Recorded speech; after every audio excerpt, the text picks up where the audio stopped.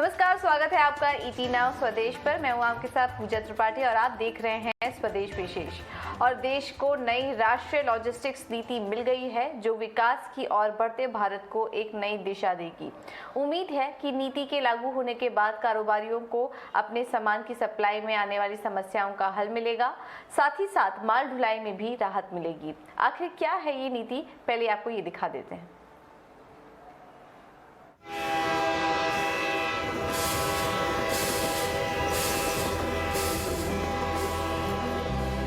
आज़ादी के वक्त देश में माल ढुलाई के लिए ट्रेन का काफी इस्तेमाल होता था, लेकिन वक्त के साथ साथ सड़कें बनती गई और रेल लाइनों का उपयोग सामान की सप्लाई में घटता चला गया, जिसके चलते लॉजिस्टिक कॉस्ट बढ़ती गई। देश की जीडीपी का लगभग 13 से 14% हिस्सा लॉजिस्टिक कॉस्ट पर खर्च होता है। नेशनल लॉजिस्टिक पॉलिसी में सिंगल रेफरेंस पॉइंट बनाया गया है, जिसका मकसद अगले 10 सालों में लॉजिस्टिक सेक्टर की लागत को 10% तक लाया जाना है। भारत में लास्ट माइल डिलीवरी तेजी से हो, ट्रांसपोर्ट से जुड़ी चुनौतियां समाप्त हो, हमारे मैन्युफैक्चरर्स का, हमारे उद्योगों का समय और पैसा दोनों बचे। भारत में माल ढुलाई के लिए ज्यादातर सड़क और उसके बाद जल परिवहन और फिर हवाई मार्ग का इस्तेमाल किया जाता है, और इस पॉलिसी के लागू होने से लॉजिस्टिक नेटवर्क को आपस में भी जोड़ा जाएगा और इस पर खर्च भी कम हो जाएगा। और इस क्षेत्र में काम करने वाली सरकार की अलग अलग इकाइयों में के बीच में भी एक समन्वय स्थापित होगा, होलिस्टिक अप्रोच रहेगा और उसका परिणाम हम जो गति चाहते हैं उस गति को मिलेगा। लॉजिस्टिक के खर्च के मामले में जर्मनी नंबर 1 है, यानी वो माल ढुलाई में सबसे कम खर्च करता है, जबकि लॉजिस्टिक खर्च के मामले में भारत 44वें स्थान पर है। देश में 10,000 से ज्यादा प्रोडक्ट्स का लॉजिस्टिक कारोबार लगभग 160 अरब डॉलर का है। इसके साथ ये सेक्टर 2.2 करोड़ से अधिक लोगों को रोजगार मुहैया कराता है। ऐसे में अब इस पॉलिसी के आने पर देश को सस्ते और अच्छे दिन आने की उम्मीद है। ईटी नाउ स्वदेश। बिल्कुल, तो यही थी नई लॉजिस्टिक पॉलिसी जिसका कि काफ़ी समय से इंतजार हो रहा था और काफ़ी समय से इस पर काम चल रहा था। और लॉजिस्टिक पॉलिसी को लेकर पीएम मोदी में भी काफ़ी उत्साह दिखा, तभी तो उनका इस पॉलिसी को लेकर अंदाजे बयां भी देखने लायक था। सुनिए कितनी खूबसूरती से उन्होंने इस नीति को लेकर कहा।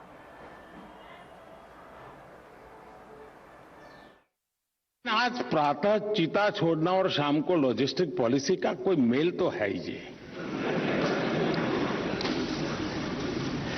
क्योंकि हम भी चाहते हैं कि लगेज एक जगह से दूसरी जगह पर चीते की स्पीड से जाए।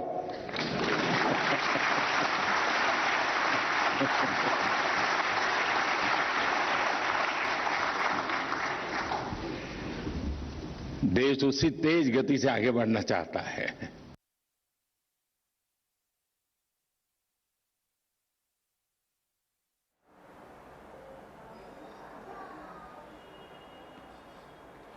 बिल्कुल, और लॉजिस्टिक को सस्ता और आसान बनाने के लिए सरकार ने भारत की पहली लॉजिस्टिक पॉलिसी को लॉन्च भी कर दिया है।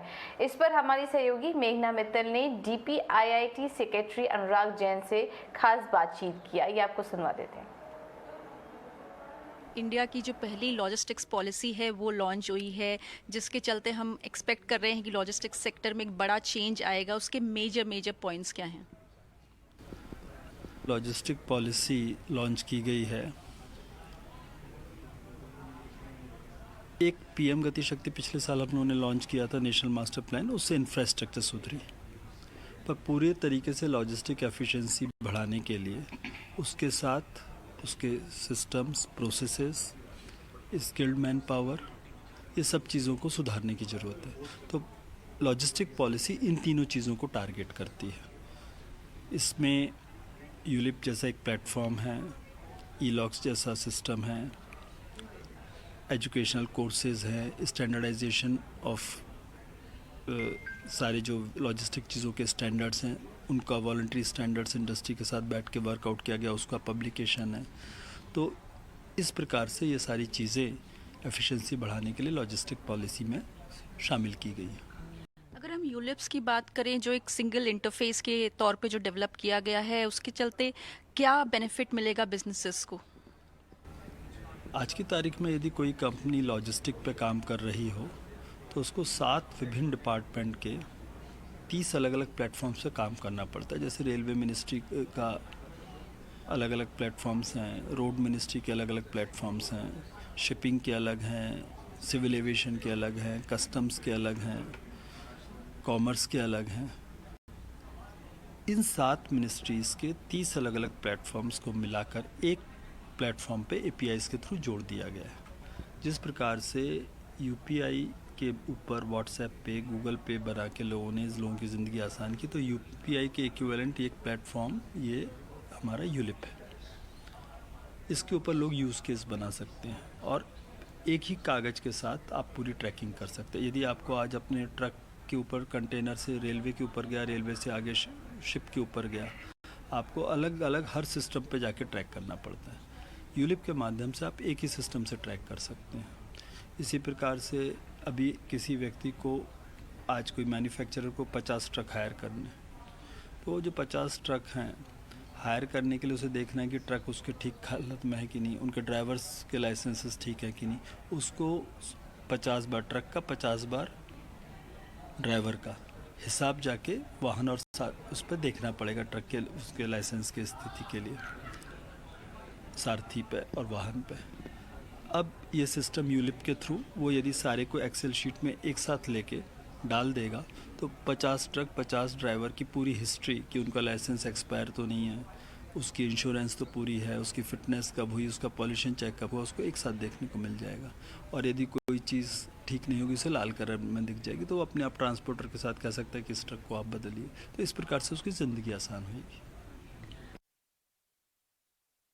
इंडिया की जो लॉजिस्टिक्स कॉस्ट है अभी भी काफ़ी हाई है, अलग बाकी कंट्रीज से कंपेयर करें तो, जिससे एक्सपोर्ट्स पर भी थोड़ा काफ़ी प्रभाव पड़ता है। इस लॉजिस्टिक्स पॉलिसी के चलते हम वो लॉजिस्टिक्स कॉस्ट कितना रिड्यूस करने का टारगेट रख रहे हैं?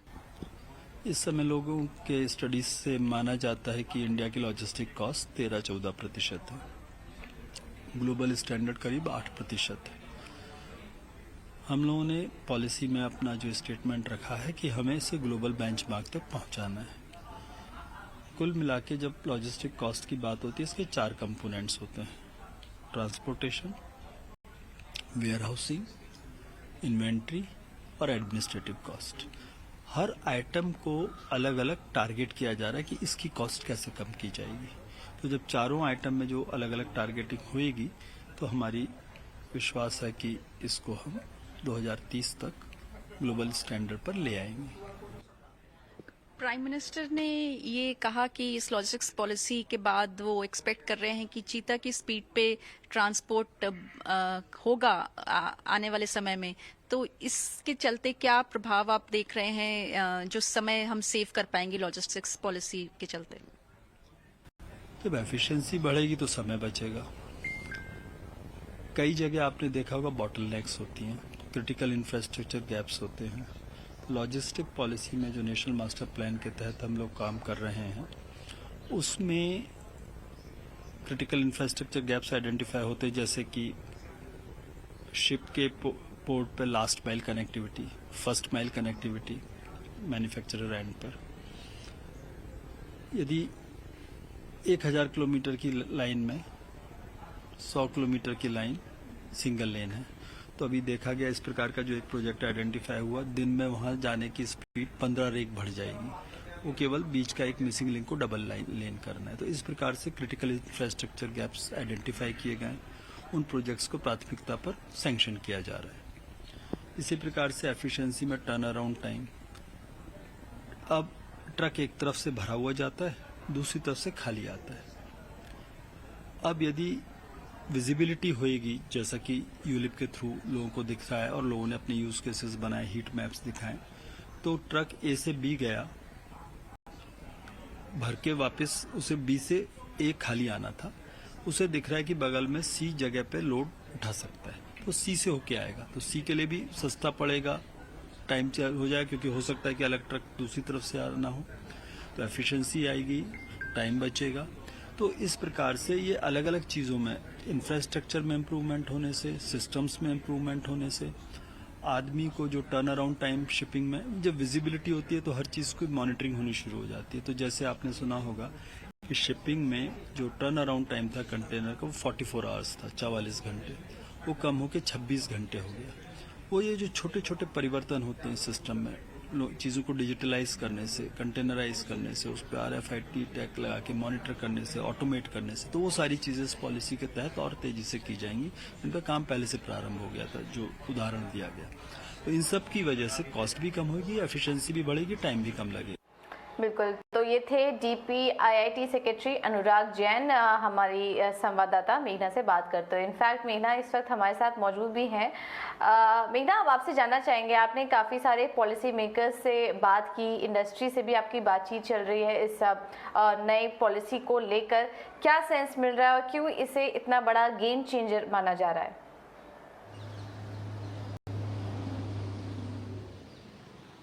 जी बिल्कुल, गवर्नमेंट बिल्कुल एक्सपेक्ट कर रही है कि जो ये इंडिया की पहली लॉजिस्टिक्स पॉलिसी लॉन्च हुई है, ये लॉजिस्टिक्स सेक्टर के लिए गेम चेंजर साबित होगी। इस पॉलिसी के अंडर इनफैक्ट गवर्नमेंट ने ऑलरेडी जो अलग अलग ट्रांसपोर्ट हैं सेक्टर्स के अंदर, उस पर सेपरेट लॉजिस्टिक्स प्लान बनाना शुरू कर दिया है, जैसे कि कोल, फूड, फर्टिलाइज़र, सीमेंट और स्टील के लिए अलग अलग लॉजिस्टिक्स प्लान बनना शुरू हो गया है।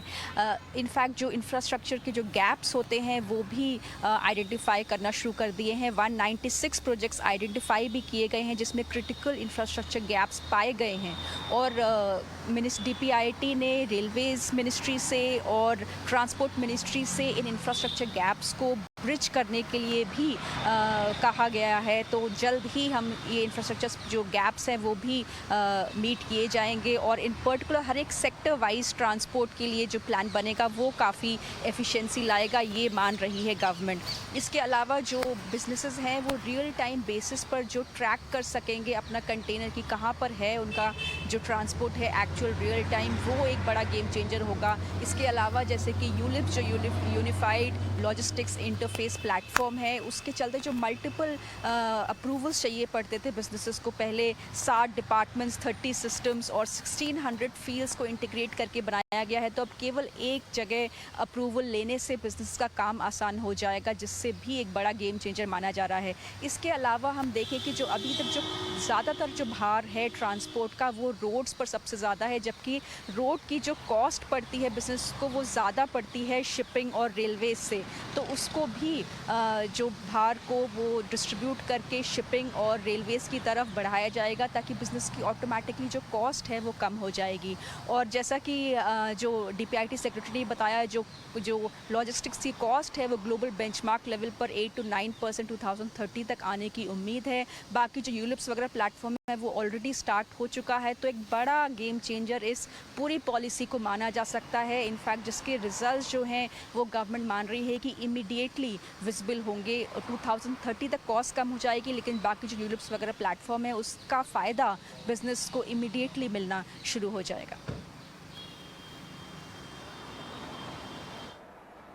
बिल्कुल मेघना, आपसे एक और चीज़ जानना चाहेंगे। ये जो मल्टी मॉडल की बात की जा रही है, रोडवेज से निर्भरता थोड़ा कम करके बाकी जो मोड ऑफ ट्रांसपोर्ट हैं अब उन पर भी फोकस किया जाएगा, इसे कैसे करेंगे, किस तरह से लागू किया जाएगा और किस तरह का इंफ्रास्ट्रक्चर यहाँ पर क्रिएट करने की बात की जा रही है?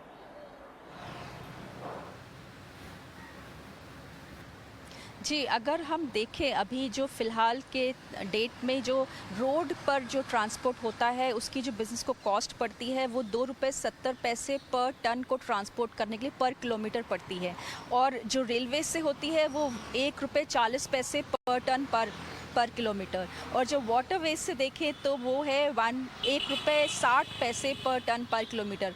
तो अगर हम देखें तो काफ़ी डिफरेंस है रोड से जो ट्रांसपोर्ट होता है, और उससे अगर बिजनेसेस अगर अपना वाटरवेज और रेलवेज पे थोड़ा शिफ्ट होंगे, तो इसीलिए जो ये जो प्लान बनाया जा रहा है कि जो अलग अलग सेक्टर वाइज ट्रांसपोर्ट के लिए, जैसे कि कोल, फूड, फर्टिलाइजर, सीमेंट, स्टील, तो उसमें ये गवर्नमेंट प्लान आउट करेगी कि इन सब के ट्रांसपोर्ट के लिए कौन सा मल्टी मोडल ट्रांसपोर्ट, मतलब रोड का मिक्स, रेलवेज का मिक्स, वाटरवेज का मिक्स करके कॉस्ट वाइज बेनिफिट देकर कौन सा ट्रांसपोर्ट सबसे बेनिफिशियल रहेगा बिजनेस के लिए, वो बिजनेसेस खुद चूज़ कर सकते हैं।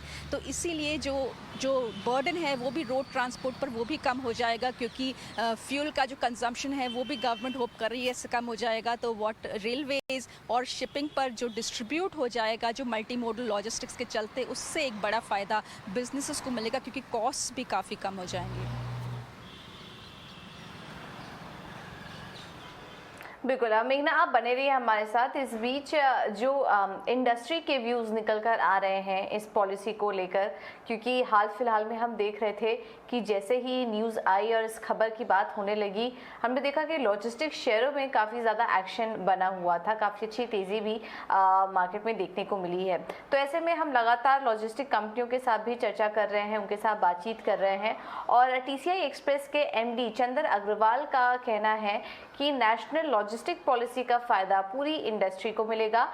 डिलीवरी की गति में तेजी तो आएगी ही, साथ ही लॉजिस्टिक कॉस्ट भी कम होंगे। आइए आपको सुनवा देते हैं उन्होंने और क्या कहा। इसमें सबसे बड़ा एक फायदा जो अभी पूरे इंडस्ट्री को मिलेगा कि अनऑर्गेनाइज सेगमेंट से अभी ऑर्गेनाइज सेगमेंट में जो ट्रांसफर होगा वो और तेजी से, रफ्तार से होगा। तो ये मेरे ख्याल से एक बहुत बड़ा एक अपॉर्चुनिटी निकला है इस लॉजिस्टिक्स पॉलिसी के लिए। तो इसमें जो हमारा मार्केट शेयर है उसका इवेंचुअली और बढ़ने का चांस मिलता है। तो ये देश के लिए भी एक बहुत इम्पोर्टेंट रोल है, क्योंकि इसमें आप देखेंगे पहले तो इन्होंने आईटी किया यूलिप के थ्रू, उसको इंटीग्रेट किया, उससे पहले जीएसटी इंट्रोड्यूस किया, और मेरे ख्याल से अभी ये जब नेशनल पॉलिसी में जब मल्टी मॉडल सिस्टम का भी प्रयोग होगा तो तीनों एंगल से ये लॉजिस्टिक्स कॉस्ट को भी कम करेगा और जो अनऑर्गेनाइज सेगमेंट है उसको भी रिड्यूस करेगा। और इससे क्या होगा कि गवर्नमेंट की जो जीएसटी कलेक्शन है अल्टीमेटली वो भी बढ़ेगी। तो ये मतलब 4-5 प्रकार से ये फायदा होगा सारे स्टेक होल्डर्स को। बिल्कुल। तो डिलीवरी की गति में तेजी आएगी, नेशनल लॉजिस्टिक पॉलिसी से कॉस्ट में कमी आएगी और अनऑर्गेनाइज सेक्टर्स भी कम होंगे। तो इस तरह की बात यहाँ पर की जा रही है। टीसीआई एक्सप्रेस के एमडी थे। इसके अलावा हमने बात की हीरानंदानी ग्रुप के एमडी निरंजन हीरानंदानी से भी, और उनका कहना है कि नेशनल लॉजिस्टिक पॉलिसी परिवहन क्षेत्र की चुनौतियों का समाधान देने वाली साबित होगी, साथ ही इससे देश के अंतिम छोर तक डिलीवरी की गति बढ़ाने में भी मदद मिलेगी। आज जो पॉलिसी निकली है वो मुझे लगता है कि काफी मेहनत, काफी दूरदृष्टि से बनाया गया है। मल्टी मॉडल ट्रांसपोर्ट सिस्टम के ऊपर ऐलान किया है, वो बहुत बड़ी बात है। 30 से ज्यादा मल्टी मॉडल सेंटर्स बनाना चाहते हैं जहां एयर, पानी और रोड और रेलवेज, ये चारों को इंटीग्रेट करके मल्टीपल मॉडल कॉरिडोर करना चाहते हैं। सागरमाला प्रोजेक्ट के बारे में जिक्र किया, रोड्स के बारे में जिक्र हुआ कि वो कैसे फायदेमंद हो सकता है। पोर्ट्स के बारे में बात की, उन्होंने इतने एक बहुत ही सिग्निफिकेंट फिगर दिखाए कि पहले जो टर्न अराउंड हमारे जहाज के थे वो 40 घंटे होते हैं और हम अभी 24 घंटे के अंदर वो ही टर्न अराउंड करते हैं।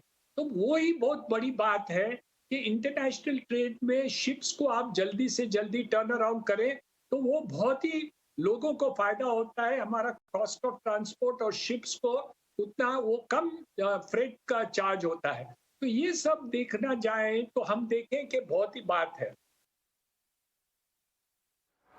बिल्कुल, तो काफ़ी बड़ा फैसला इसे माना जा रहा है। एक बड़ा यहाँ पर पॉलिसी सरकार की तरफ से आई है जिस पर कि पिछले काफ़ी सालों से काम चल रहा था और फाइनली उसके जो ब्लूप्रिंट्स हैं वो निकल कर आए हैं और माना जा रहा है कि इसमें जो लॉजिस्टिक कॉस्ट है वो भी कमी आएगी, 14% से घटकर 10% के नीचे आ जाएगी और कहीं ना कहीं हम इसमें जो ग्लोबल लेवल पर ग्लोबल जो बेंचमार्क सेट किया है कुछ कंपनियों कुछ देशों ने, जैसे कि यूएस है, साउथ कोरिया है, सिंगापुर है, कुछ यूरोपियन नेशंस है, उनके जो logistic cost to GDP ratio है उनके बराबर ये लाने की कोशिश की जाएगी, कॉस्ट में कमी लाकर। इस तरह के एक कुछ एम्बिशियस टारगेट यहाँ पर गवर्नमेंट की तरफ से सेट किए गए हैं। मेघना, काफ़ी बड़ा फैसला निकल कर आया है। आपकी भी कुछ इंडस्ट्री से ऑन ग्राउंड आपकी बातचीत हुई होगी, कुछ कंपनियों से भी बात हुई होगी, उनको ओवरऑल ये फैसला पूरा कैसा लग रहा है?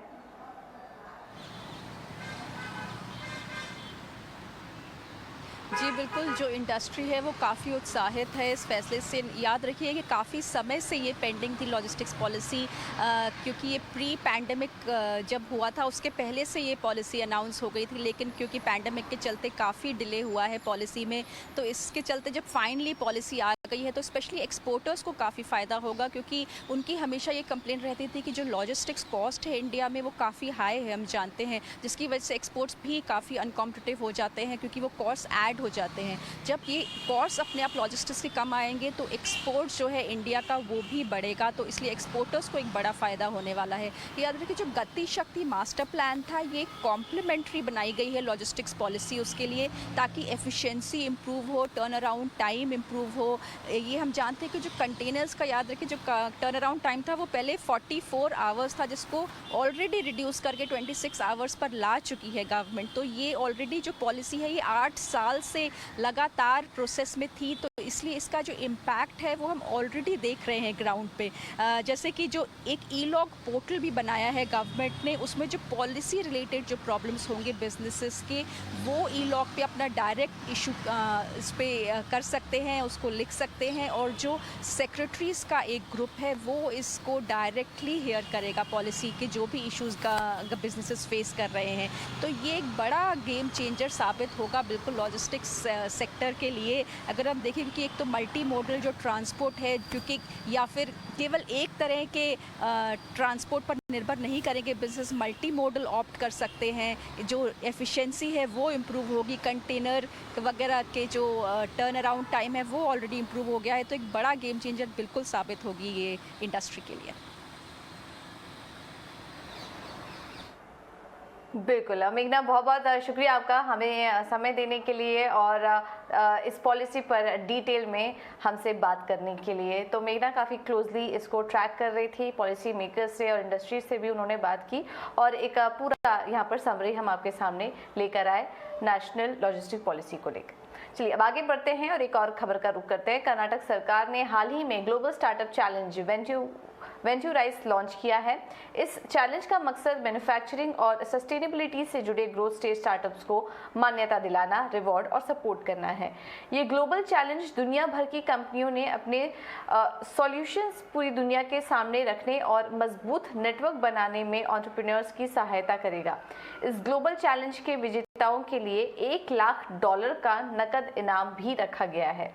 विजेताओं को उद्योग जगत के दिग्गजों से चर्चा करने का मौका भी मिलेगा और वो ग्लोबल मीट के दौरान अपने सॉल्यूशंस सामने रख सकेंगे और अनुभवी मेंटोर से मेंटरिंग सेशन में मिल सकेंगे और उनसे टिप्स भी हासिल कर सकेंगे। इस ग्लोबल स्टार्टअप चैलेंज में हिस्सा लेने के लिए आप 25 सितंबर तक एप्लीकेशन भेज सकते हैं।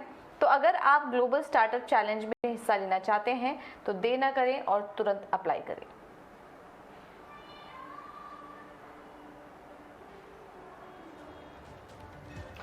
फिलहाल इस बुलेटिन में इतना ही, लेकिन आप बने रहिए, खबरों का सिलसिला आगे भी जारी रहेगा। नमस्कार।